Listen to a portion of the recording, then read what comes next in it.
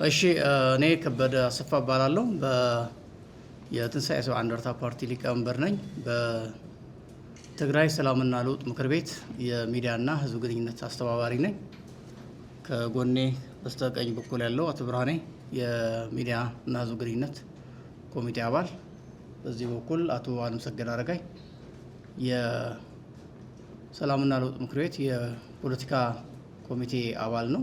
እዚሁ ሰላማዊ ሰልፍ ደግሞ የሚዲያና ቅስቀሳ ክፍል አባል ነው ማለት ነው።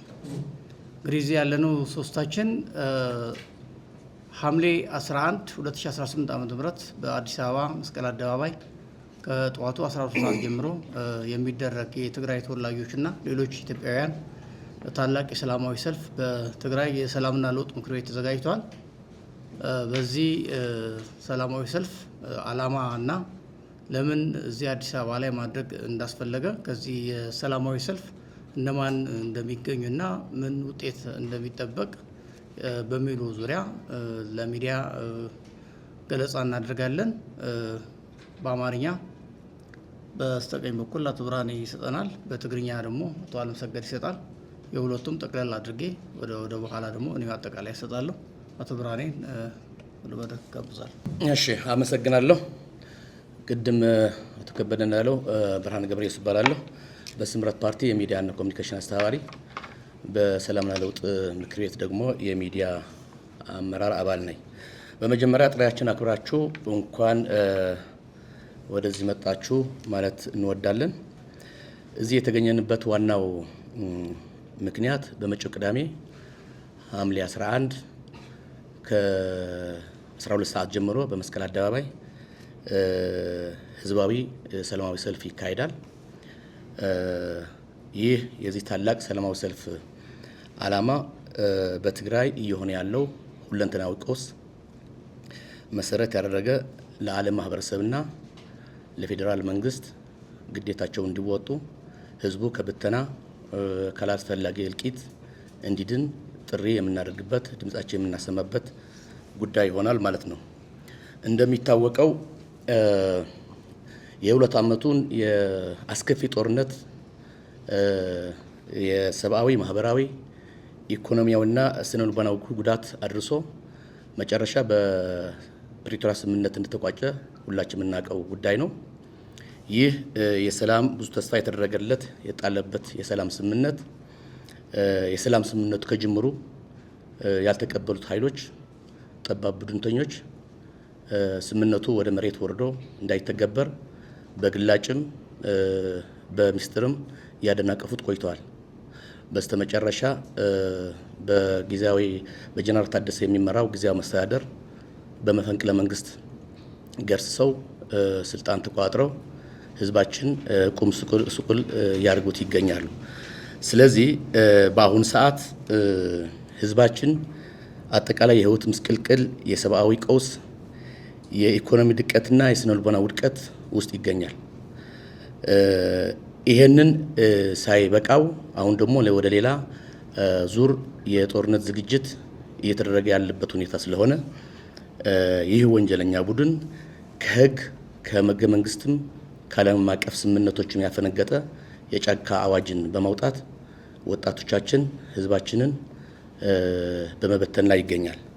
ስለዚህ ይህ የተግባር ቡድን የተላላኪና የትርምስ ባህሪውን ቁልጭ አድርጎ የሚያሳየው ወጣቶቻችን በማፈስ ብቻ ሳይሆን ወደ የማያውቁት ሀገር በመላክ በመሸጥ ምንም ዓላማውን በማያውቁት ሁኔታ እንደ ቅጠል እየረገፉ ያሉበት ሁኔታ ነው ያለው። ስለዚህ እነዚህ ሁሉም ዓላማዎችን ግምት በማስገባት አሁን የምናደርገው ሰልፍ አንደኛ በጦርነት ይበቃል የሚለውን መሪ ቃልን መሰረት ያደረገ መላ ህዝባችን አንቀሳቅሰን ለዓለምና ለፌዴራል መንግስት ድምጻችን የምናሰማበት ነው። ሁለተኛ ፕሪቶሪያ ስምምነቱን መሰረት ተደርጎ ይሄ ትልቅ ተስፋ የተደረገበት ስምምነት ወደ መሬት እንዲወርድ ይህን የሚያደናቅፉ ኃይሎች ደግሞ የማህበረሰብ ዓለም የፌዴራል መንግስትም ተገቢው ክትትልና እርምጃ እንዲወስድ ለመጠየቅ። ሶስተኛ ይህ ከዓለም አቀፍ አገራዊ ህጎች የሚጻረር አዋጅን በማጽደቅ ወጣቶችን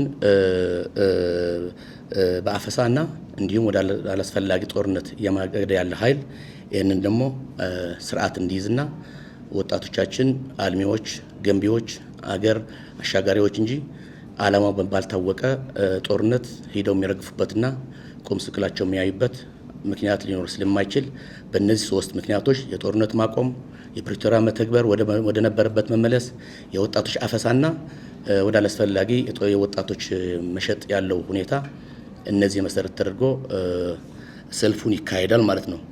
ስለዚህ ለክልላችን ይሁን ለሀገራችን ዘላቂ ሰላም እንዲመጣ አዲስ አበባና አካባቢ የሚኖሩ የትግራይ ተወላጆች እንዲሁም መላ ሰላም ወዳድ ኢትዮጵያዊ በተጠቀሰው ቅዳሜ 12 ሰዓት በመስቀል አደባባይ ተገኝቶ ድምፁ ለዓለም እንዲያሰማ ጥሪያችንን እናቀርባለን።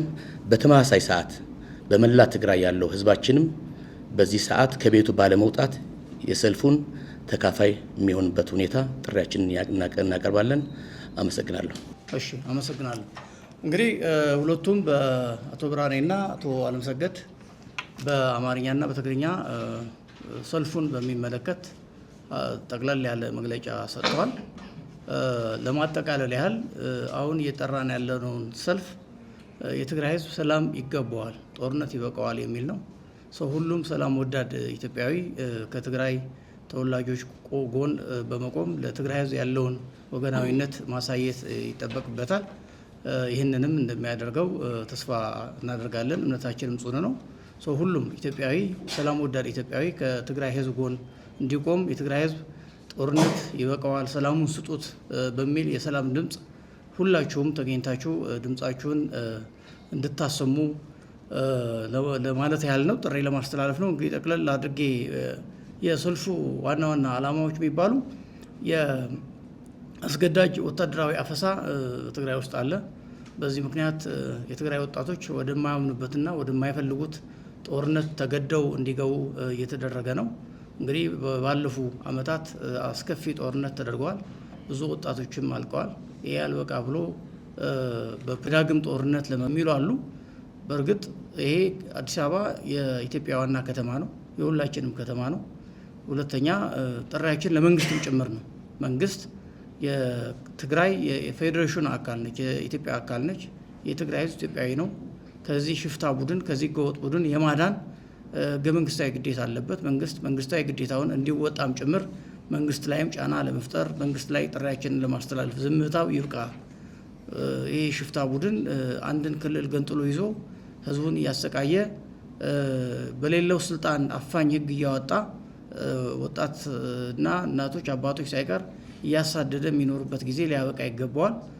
የመንግስት ዝምታ ይሰበር፣ መንግስት ግዴታውን ይወጣ የሚል ጥሪም ስለምናስተላልፍ፣ ሁለተኛ የትግራይ ውስጥ ያለው ሁኔታ የኢትዮጵያ ጉዳይ የውስጥ ጉዳይ ብቻ ተደርጎ መታየት የለበትም። ምክንያቱም ቡድኑ የኢትዮጵያ ህገ መንግስትን ጥሶ ሉዓላዊነትን ጥሶ ከሌሎች የውጭ ኃይሎች ጋር ከኤርትራ፣ ከሱዳን ከዛም አልፎ ከግብጽ ጋር የተለያዩ ጽምዶ በሚል የተለያዩ ግንኙነቶች ፈጥሮ አገራችንን ለማተራመስ አልፎም የአፍሪካ ቀንድ ለማተረማመስ በሚያስችል ሁኔታ ወደ ሽብርተኝነት እየተሸጋገረ የዓለም አቀፍ ማህበረሰብ ዝምታ ሊሰበር ይገባዋል።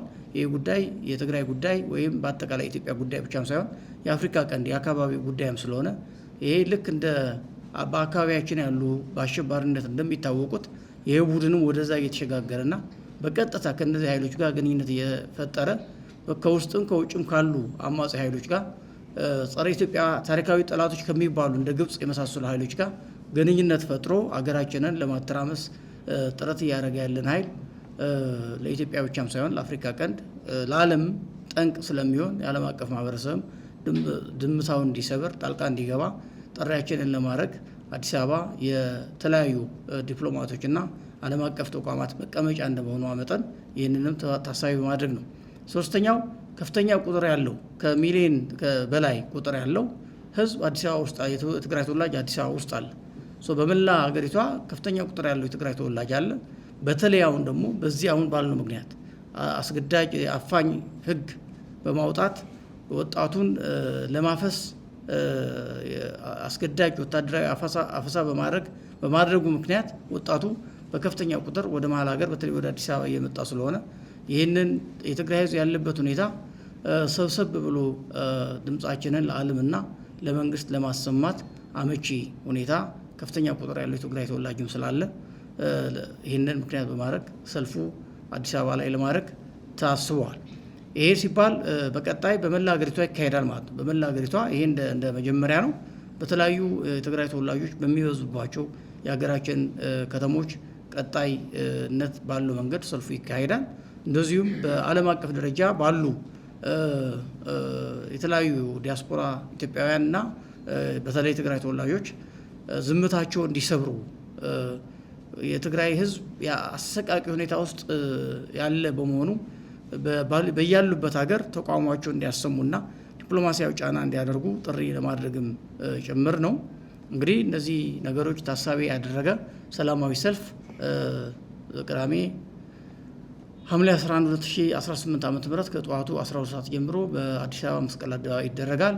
ይህንን ጥሪ ሁሉም ኢትዮጵያዊ ሰምቶ ከጎናችን እንዲቆምና ለትግራይ ህዝብ ያለው ወገናዊነት እንዲያሳይ ጥሪያችንን እናስተላልፋለን። አመሰግናለሁ።